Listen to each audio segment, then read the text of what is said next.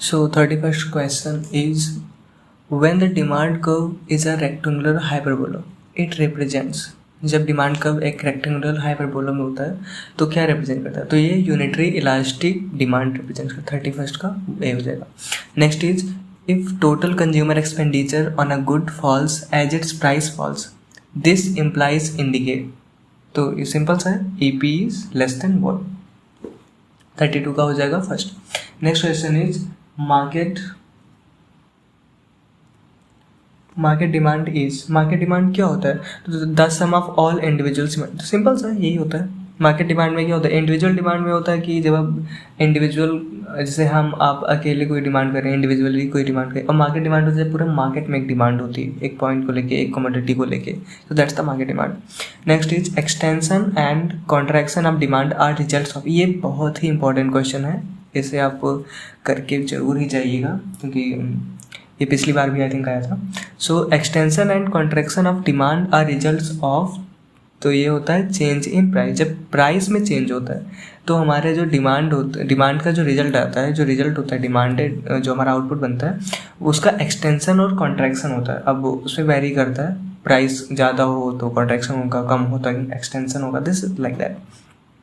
Next is, extension of demand means, extension का मतलब क्या होता है, तो एक्सटेंशन का मतलब होता है more quantity demanded at a lower price, ये एक्सटेंशन का मतलब होता है ज़्यादा डिमांड कर लिया कम प्राइस पे, और कम ज़्यादा प्राइस है और कम डिमांड हुआ तो उससे कॉन्ट्रैक्शन हो जाता है। ठीक है।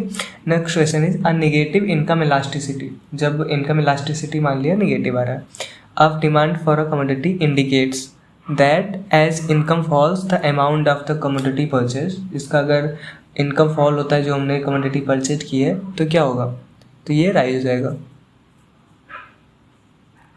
Okay. Next is, given goods are those goods, given goods क्या होते हैं, for which demand increases as price increase, which have a high income elasticity, no this is, जिसका डिमांड इंक्रीज होता है जैसे प्राइस बढ़े तो डिमांड भी बढ़ने लगता है, so that's the given goods. Okay. So next question की ओर आगे बढ़ते हैं, जल्दी से आगे वाला क्वेश्चन करते हैं। 31st है, 8 है, I mean, in measuring price elasticity, price elasticity जब हम मेजर कर रहे होते हैं तो क्या होता है, price is a dependent variable and quantity is an independent variable,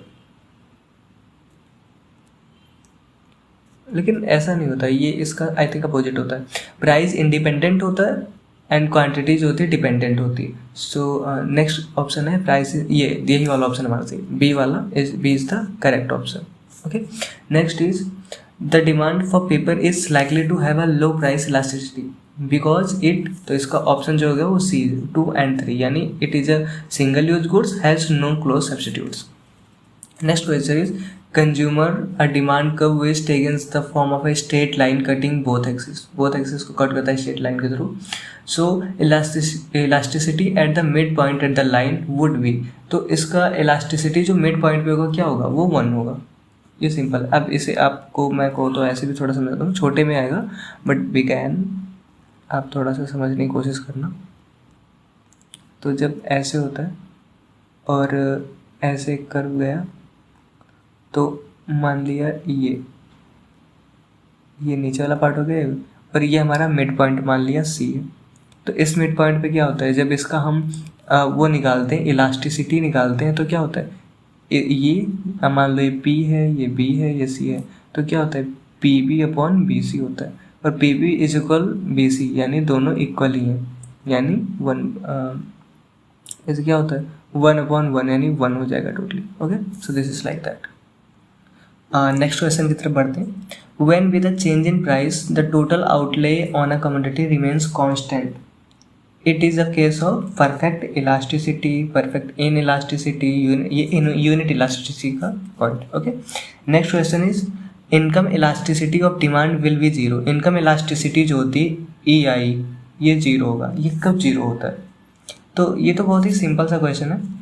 unless then proportionate change in quantity, नहीं ये तो नहीं हो सकता।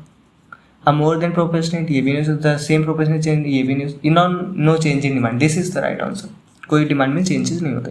Next question, cross elasticity of complementary good is, जब कम्प्लीमेंट्री गुड की क्रॉस इलास्टिसिटी क्या होती है, तो इसका आंसर होता है नेगेटिव होती है। कॉम्प्लीमेंट गुड की क्रॉस इलास्टिसिटी नेगेटिव होती है। Next question is one common definition of luxury goods is good with an income elasticity greater than 1। This is the right, greater than 1। Next question की ओर आगे बढ़ते हैं। तो नेक्स्ट क्वेश्चन है match the following. Okay,